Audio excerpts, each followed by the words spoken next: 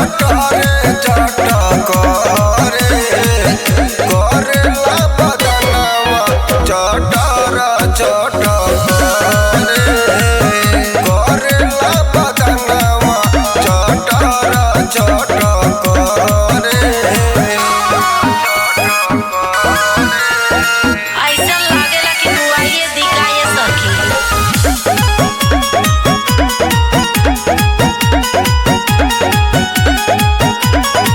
आधी आधी रोतिया में हमके बुलावेला बोली ले तो हमारा के बेलन दिखावेला। आधी आधी रोतिया में हमके बुलावेला बोली ले तो हमारा के बेलन दिखावेला। फूफुता में पड़ल बाड़े फूफुता में पड़ल बाड़े हमरो परनवा चटर चटक रे करेला बदनवा चटर चटर करे करेला बदनवा चटर चटक रे।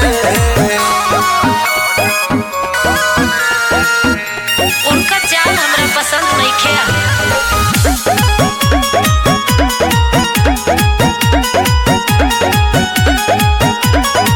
पियावा दिन सवादी हले देहिया में दुख हो रतिया में दूर दिहले चोलिया के हुक हो। पियावा दिन सवादी हले देहिया में दुख हो रतिया में दूर दिहले चोलिया के हुक हो।